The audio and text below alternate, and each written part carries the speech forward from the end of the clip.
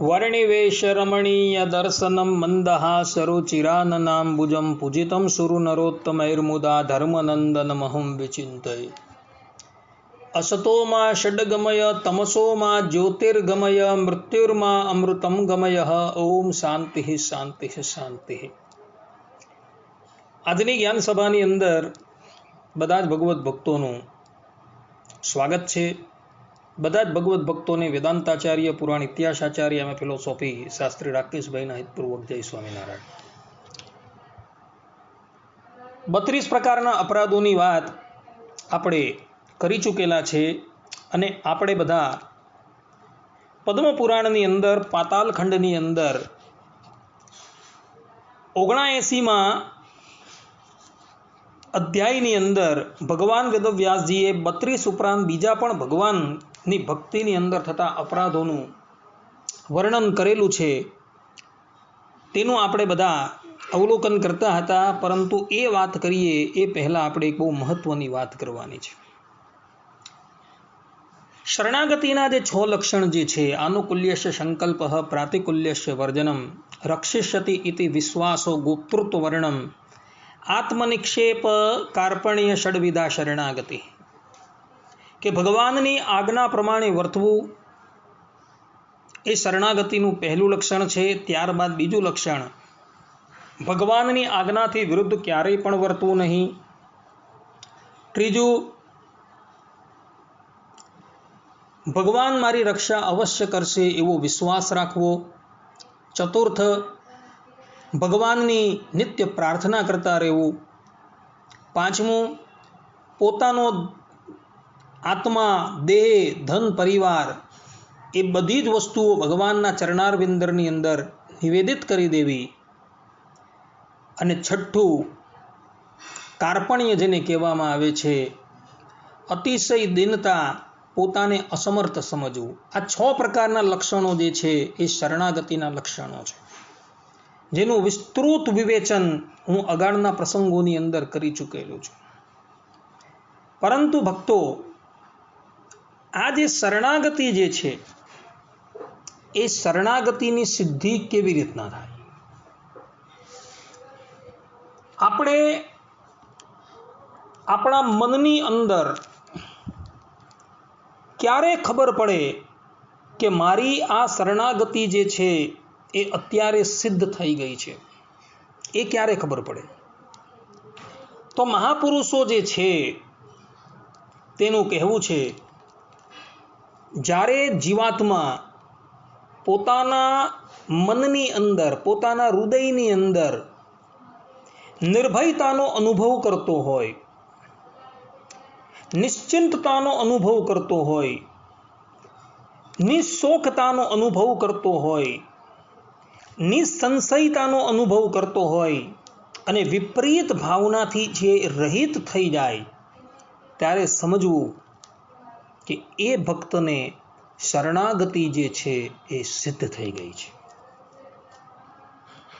પરબ્રહ્મ પરમાત્મા શ્રીમદ નારાયણના શરણની અંદર તમે જાઓ, પછી તમે કાલ, કર્મ, માયા ઇત્યાદિકના ભયથી સંપૂર્ણપણે રહિત થઈ જવા જોઈએ।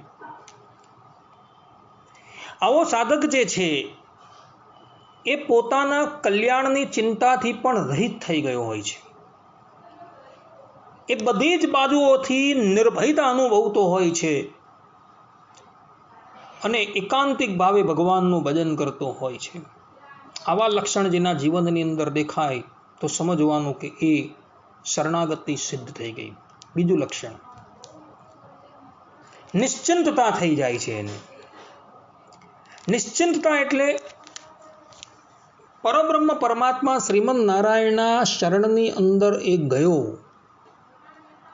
પછી એ ભક્ત જે છે એ પોતાના આત્યંતિક શ્રેયની પણ પરવા કરતો નથી। એ નિશ્ચિંત થઈ જાય છે કે હું ભગવાનના શરણની અંદર છું એટલે ભગવાન મારું કલ્યાણ કરશે, કરશે ને કરશે જ। ભગવાન સ્વામિનારાયણ પણ પ્રથમના 14મા વચનામૃતની અંદર કહે છે કે ભગવાનના જે દાસ થઈ ગયા છે તેને તો કંઈ કરવાનું જ રહ્યું નથી। એના દર્શને કરીને તો અન્ય જીવનું કલ્યાણ થઈ જાય છે। એ જ પ્રમાણે ભગવાન સ્વામિનારાયણ પ્રથમના 72મા વચનામૃતની અંદર પણ કહે છે કે એવો એ ભક્ત જે છે તે તો એવું જ માનતો હોય કે જે દિવસથી મને ભગવાનના દર્શન તથા ભગવાનની ઓળખાણ થઈ છે તે દિવસથી જ મારું કલ્યાણ થઈ ગયું છે ને આ બધા જે સાધન કરું છું તો કેવલ ને કેવલ ભગવાનની પ્રસન્નતાને અર્થે છે. એ પ્રમાણે જે નિશ્ચિંત થઈ ગયો હોય તેને પણ શરણાગતિ સિદ્ધ થઈ ગયેલી હોય. ત્યારબાદ ત્રીજું લક્ષણ નિઃશોક. આવો જે શરણાગત ભક્તો હોય ને તેના જીવનની અંદર કોઈ પણ જાતનો શોક હોતો નથી. પોતાની ઉપર ગમે એટલી વિપત્તિ આવેલી હોય, પોતાના પરિવારની અંદર કોઈક સભ્ય જે છે આ જીવન યાત્રાની અંદર શાંત થઈ ગયું હોય અથવા તો પોતાની પાસે ધન હોય, ધાન્ય હોય, પોતાના વ્યાપારની અંદર ખોટ ગઈ હોય અને એને લઈને ધનાદિકની ઉણપ વર્તી હોય તો પણ એવા એ વ્યક્તિને ક્યારેય પણ શોક ન થાય. અર્થાત કે પોતાના જીવનની અંદર હાનિ થતી હોય તો પણ એવા એ ભક્તને ક્યારેય પણ શોક ન થાય અને એ મનની અંદર એવું જ સમજતો હોય કે જેવી મારા પ્રભુની ઈચ્છા, જેમ નરસિંહ મહેતાને હતી, ભલું થયું છૂતી જંજાળ ભાવે બજશું શ્રી ગોપાળ. કોઈ પણ જાતનો શોક નહીં હોય એને. તો એવા એ ભક્તને શરણાગતિ જે છે એ સિદ્ધ થઈ જાય છે. ચતુર્થ નિસંશય. આવો જે શરણાગત ભક્તો હોય એને મનની અંદર કોઈ પણ જાતનો સંશય હોતો નથી. એ એવું જ સમજતો હોય જેમ ભગવાન સ્વામિનારાયણ ગધડા અંત્યના 13મા વચનામૃતમાં કહે છે કે એવો એ ભક્ત જે છે એ એવું સમજતો હોય કે ભગવાન હાથીએ બેસાડે રાજી થતા હોય કે ભગવાન ગધેડે બેસાડીને રાજી થતા હોય તો એ પ્રમાણે રહેવું. એટલે જગત કે જીવનની અંદર એવા વ્યક્તિની વૃદ્ધિ થતી હોય કે પછી એનો હ્રાસ થતો હોય એની અંદર એને કોઈ પણ જાતનો સંશય થતો ન હોય. વૃદ્ધિ થતી હોય તે વખતે તો કોઈને સંશય નથી થતો, પરંતુ જ્યારે હ્રાસ થતો હોય ને ત્યારે બધાને સંશય થતો હોય છે કે ભગવાન આવું શા માટે કરતા હોય છે. આ પ્રકારનો સંશય પણ જેના જીવનની અંદર ન થાય તો સમજવાનું કે એવા એ વ્યક્તિને ભગવાનની શરણાગતિ જે છે એ સિદ્ધ થઈ ગઈ છે. અને પાંચમું લક્ષણ છે વિપરીત ભાવનાથી રહિત થઈ જાય. ભગવાન શ્રી હરિ ના શરણની અંદર જે ભગવદ ભક્ત ગયો હોય ત્યારબાદ એ ભક્તની તમામ જવાબદારી જે છે એ ભગવાનની હોય છે. એ શરણાગત ભક્ત જે છે એ પોતાનો ભાર સમર્પણ બધું જ ભગવાનના મસ્તક પર અર્પણ કરી દેતો હોય છે અને પોતે નિશ્ચિંત થઈ ગયો હોય છે. પછી એના જીવનની અંદર કદાચ કોઈ દુર્ઘટના બને, પોતાના શરીરની અંદર કંઈ ખોળ ખાપણ આવી જાય અને એને લઈને કદાચ એને એના ધર્મ પાળવાની અંદર વિક્ષેપ આવીને ઊભો રહી જાય તો પણ એ ભગવદ ભક્ત જે છે તેના મનની અંદર ક્યારેય પણ ભગવાનને વિશે વિપરીત ભાવના ઉદય ન થાય કે ભગવાન થઈને આ પ્રમાણે શા માટે કરતા હશે. એ પ્રમાણેની વિપરીત ભાવના ક્યારેય પણ ઉદય થાય જ નહીં. તો સમજવાનું કે એવા એ ભક્તને શરણાગતિ જે છે એ સિદ્ધ થઈ ગઈ છે. આ 5 લક્ષણો જે છે એ 5 લક્ષણો પછી આપણે એ વસ્તુની જાણ થાય છે કે આપણે આપણા જીવનની અંદર શરણાગતિ સિદ્ધ થઈ છે કે નથી થઈ. જો આ 5 લક્ષણમાંથી એક પણ લક્ષણ જો આપણે આપણા મનની અંદર સ્ફૂરતું હોય તો સમજજો કે તમને હજુ ભગવાનની શરણાગતિ સિદ્ધ થઈ નથી. આવો એ ભક્ત હોય ને એ તો નિર્ભય થઈ જાય છે, નિશ્ચિંત થઈ જાય છે, નિઃશોક થઈ જાય છે, નિસંશય થઈ જાય છે ને વિપરીત ભાવનાથી એ રહિત થઈ જાય છે. કારણ કે બધો ભાર સમર્પણ જે છે એ ભગવાનના મસ્તકની ઉપર એણે અર્પણ કરી દીધેલો હોય છે. હવે ભગવાનની ઈચ્છા એ જ મારું પ્રારબ્ધ એવો એ ભક્ત જે છે એ પ્રમાણે સમજતો હોય છે. ભગવાન સ્વામિનારાયણે આ વાત વચનામૃતમાં પણ કરેલી છે કે એવો એ ભક્ત તો પછી એમ જ સમજતો હોય કે પરબ્રહ્મ પરમાત્માની ઈચ્છા જે છે એ જ મારું પ્રારબ્ધ છે, એમ સમજીને એ જીવન વ્યતીત કરતો હોય છે. આ સંબંધની અંદર દ્રૌપદીજીનું દૃષ્ટાંત જે છે એ બહુ ડીવા દાંડી જેવું છે ભક્તો. દ્રૌપદીજીને શરણાગતિ સિદ્ધ થઈ ગયેલી હતી. પ્રથમ એને શરણાગતિ સિદ્ધ ન હતી, પરંતુ દ્યુત ક્રીડા વખતે કૌરવોની સભાની અંદર જ્યારે એના ચીર ખેંચાવા લાગ્યા અને પરબ્રહ્મ પરમાત્મા શ્રીમદ નારાયણે આવીને એની રક્ષા કરી, તે દિવસથી દ્રૌપદીજીની શરણાગતિ જે છે એ સિદ્ધ થઈ ગઈ છે. અને ત્યારબાદ એને એના જીવનની અંદર ક્યારેય પણ ભયતાનો અનુભવ નથી થયો અને કોઈ દિવસ ભગવાન પ્રત્યે એણે સંશય નથી કર્યો અને ક્યારેય પણ એને એના જીવનની અંદર ભગવાનને વિશે વિપરીત ભાવનાનો ઉદય થયો. એક સમયની વાત છે, દુષ્ટ એવા દુર્યોધને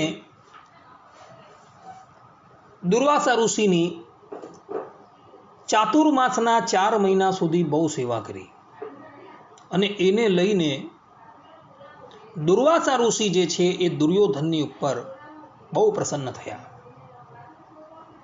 અને દુર્યોધનને કહ્યું કે રે દુર્યોધન, તારી જે ઈચ્છા હોય તે માંગી લે. પરંતુ ભક્તો જોજો, જે દુષ્ટ પુરુષ હોય ને એમાં લોકોને અનિષ્ટ કરવાની વૃત્તિ જ ઉદય થતી હોય છે. દુર્વાસા એક સમર્થ ઋષિ છે. એ ધારે તો કોઈ પણ જીવાત્માને સદેહ ભગવત ધામમાં મોકલી શકે એટલી શક્તિ છે, કારણ કે શંકરનો અવતાર છે. શિવ પુરાણમાં અને ભાગવતમાં આ વાત લખેલી છે. તો આ દુષ્ટે શું માંગ્યું કે હે પ્રભુ, જે પ્રમાણે અમે 4 મહિના સુધી તમારી સેવા કરી તે જ પ્રમાણે તમો હવે અહીંથી પાંડવોની પાસે જાઓ. પાંડવો અત્યારે વનમાં રહે છે અને તેઓનું આતિથ્ય તમે સ્વીકાર કરો, પરંતુ તમે એવા સમય પર જજો કે જ્યારે દ્રૌપદીજી જે છે એ પ્રસાદ ગ્રહણ કરીને નિવૃત્ત થઈ ગયા હોય. દુર્વાસા ઋષિ બધું જાણે છે, એટલે કાલદર્શી છે. એને દુર્યોધનના દુષ્ટ ભાવની પણ ખબર છે, છતાં પણ દુર્વાસા ઋષિ કંઈ બોલતા નથી અને પાંડવોની પાસે જવા માટે તૈયાર થઈ ગયા. એ વખતે દુર્વાસાની સાથે 10,000 શિષ્યો હતા, કારણ કે એ કુલપતિ હતા અને કુલપતિઓનું સાહજિક લક્ષણ છે, મહાભારતની અંદર આપેલું છે ટીકાની અંદર, કે જે પોતાના હાથ નીચે 10,000 આચાર્યોનું પોષણ કરતા હોય એ કુલપતિ કહેવામાં આવે છે. ને કુલપતિના હાથ નીચે 10,000 આચાર્યો ઉપરાંત કેટલાય વિદ્યાર્થીઓ જે છે એ અધ્યયન કરતા હોય છે.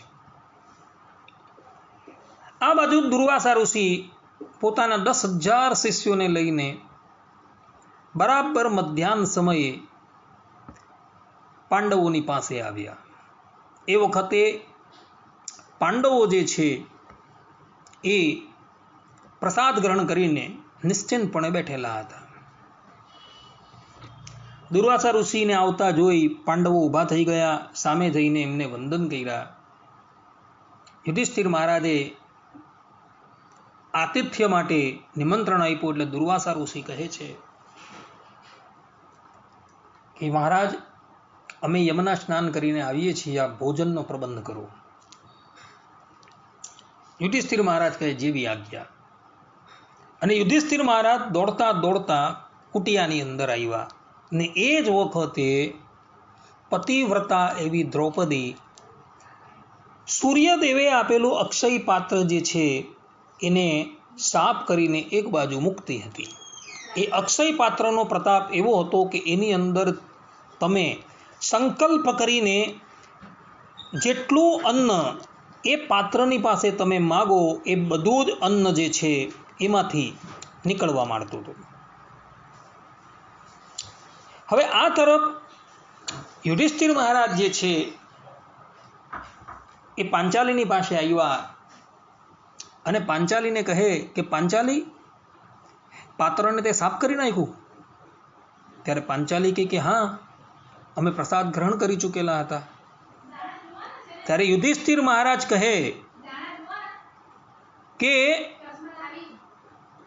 દુર્વાસા ઋષિ આવેલા છે અને 10,000 શિષ્યને લઈને આવેલા છે ને એ આપણું આતિથ્ય ગ્રહણ કરવાના છે, તો હવે અન્ન ક્યાંથી લાવશું? યુધિષ્ઠિર મહારાજ તો શોક કરવા લાગ્યા. અને મહાત્માઓનું કહેવું એવું છે કે તે મૂર્છા ખાઈને દડી પણ પડ્યા.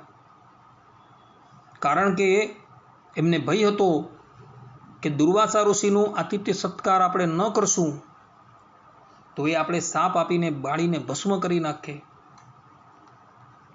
પરંતુ આ બાજુ દ્રૌપદીજીના મુખની ઉપર સહેજ પણ ગ્લાનિ ન હતી. એને પોતાના પ્રભુની ઉપર દ્રઢ વિશ્વાસ હતો. કારણ કે એ નિર્ભય થઈ ચૂકેલા હતા, નિશ્ચિંત થઈ ગયા હતા. એને વિશ્વાસ હતો કે જે પ્રમાણે એ જ શ્રી કૃષ્ણ ભગવાને કૌરવોની ભરી સભાની અંદર મારી પ્રતિષ્ઠા રાખેલી હતી તે જ પ્રમાણે અહીં પણ રાખશે. એટલે મનોમન એણે ભગવાનને સંભાળ્યા. દ્રૌપદીજીના મનની અંદર કોઈ પણ જાતનો શોક નથી કે કોઈ પણ જાતનો સંશય નથી કે ભગવાન શ્રી કૃષ્ણ હું બોલાવીશ ને ન આવશે, એવો સંશય પણ નથી. એને ખબર છે કે મારા ઈષ્ટદેવ જે છે એ મારી પોકાર સાંભળીને અવશ્ય મારી સહાયતા કરવા માટે આવશે. એટલે નિસંશય પણ હતા અને નિઃશોક પણ હતા. જ્યારે યુધિષ્ઠિર મહારાજ શોક કરતા થકા મૂર્છા ખાઈને ધડી પડેલા હતા. 2 ઘડી પછી મૂર્છામાંથી એ બહાર આવ્યા. આ બાજુ દ્રૌપદીજીએ મનોમન પોતાના આરાધ્ય દેવ શ્રી કૃષ્ણ ભગવાનને પોકાર્યા. અને કહેવાય છે કે ભગવાન શ્રી કૃષ્ણ પર્ણકુટીની બહાર જ પ્રગટ થઈ ગયા અને દરવાજો ખોલીને અંદર આવ્યા. પાંડવો વિચાર કરવા લાગ્યા કે પ્રભુ તમે અત્યારે કેવી રીતના? ત્યારે ભગવાન કહે છે કે હું અહીંથી જતો હતો, તમે લોકો પણ અહીં વનમાં જ છો મને ખબર હતી અને હું બહુ સુધાતુર થયો છું, એટલે માટે હું અહીં આવેલો છું. માટે કૃષ્ણ બધી વાત પછી પહેલાં કંઈ ભોજન હોય તો લાવો. ત્યારે દ્રૌપદીજી પેલું પાત્ર લઈને આવે છે. દ્રૌપદીજી પતિવ્રતા સ્ત્રી છે. પતિવ્રતા સ્ત્રી જે હોય ને એ પોતાના ઘરની અંદર પાત્ર આદિક જે હોય ને તેને બરાબર વિછડીને સાફ કરીને એક બાજુ મૂકતા હોય છે. આ પતિવ્રતાના લક્ષણની અંદર છે, આ વસ્તુ લખેલી છે. એના ધર્મમાં પણ આ વસ્તુ છે. અને દ્રૌપદી જો પરમ પવિત્ર પતિવ્રતા છે. યાજ્ઞશેની એને કહેવામાં આવે કારણ કે યજ્ઞમાંથી પ્રગટ થઈ ગયા છે, દિવ્ય કન્યા છે. એટલે એની અંદર તો કોઈ પણ જાતનું દૂષણ હોય જ નહીં. દ્રૌપદીજીએ પાત્ર લાવીને ભગવાન શ્રી કૃષ્ણની પાસે મૂકેલું છે. ભગવાન શ્રી કૃષ્ણએ જોયું કે પાત્રોમાં તો કંઈ નથી, પરંતુ ખૂણાની અંદર એક ભાજીનું ફોતરું જે છે એ ચોંટેલું હતું. ભાજીનું ફોતરું ત્યાં હતું નહીં, કારણ કે દ્રૌપદી જે પતિવ્રતા છે એણે પરિપૂર્ણ રૂપે એ પાત્રને માજીને વ્યવસ્થિત કરીને મૂકેલું હતું. મહાત્માઓ કહે છે કે ફોતરું અંદર ન હતું, પરંતુ ભગવાને પોતાના સંકલ્પથી એ ફોતરું જે છે ત્યાં પ્રગટ કરેલું. અનંતકોટી બ્રહ્માંડના અધિપતિ માટે આ વસ્તુ કોઈ અશક્ય નથી. જે સંકલ્પ માત્રથી એકો અહમ બહુશ્યામ પ્રજાએ, આમ સંકલ્પ કરવા માત્રથી અનંતકોટી બ્રહ્માંડની સૃષ્ટિ કરી દેતા હોય, એને માટે આ ફોતરું પ્રગટ કરવું એ કોઈ સામાન્ય વાત નથી ભક્તો. એણે ભાજીનું એક ફોતરું ત્યાં પ્રગટ કરી દીધેલું હતું. દ્રૌપદીજીએ પાત્ર બતાવ્યું એટલે ભગવાન કહે કે કૃષ્ણા, ભોજન ક્યાં નથી? ભોજન છે તો ખરું, જો આ ફોતરું છે. એમ કરીને ભગવાને પોતાની આંગળીથી ખૂણામાં જે ફોતરું હતું એને કાઢ્યું અને પોતાના હાથમાં લીધું અને સંકલ્પ કર્યો કે આનાથી સંપૂર્ણ ત્રિભુવન જે છે એ તૃપ્ત થઈ જાઓ. સંપૂર્ણ ત્રિભુવન એટલે પશુ પક્ષીથી લઈને મનુષ્ય માત્ર બધા ત્રિભુવનની અંદર જે રહેલા છે એ બધા જ તૃપ્ત થઈ જાઓ. અને બધાને તે જ સમયે હોડકાર આવી ગયો, પાંડવોને પણ આવી ગયો. પછી ભગવાન શ્રી હરિ જે છે એ નિશ્ચિંત થઈને બેઠા અને ભીમસેનને આજ્ઞા કરી કે ભીમસેન, જઈને તમે દુર્વાસાને બોલાય આવો. ભીમસેને કહ્યું, જેવી આજ્ઞા. આ તરફ ભીમસેન જાય છે ને પેલી બાજુ દુર્વાસા ઋષિ લોકો સ્નાન કરીને બહાર નીકળ્યા અને પોતાના વસ્ત્ર ધારણ કરે છે. ત્યાં એ લોકોને એવો ઓળકાર આવ્યો કે જાણે કંઠ પર્યંત એ લોકો તૃપ્ત થઈ ગયા હોય.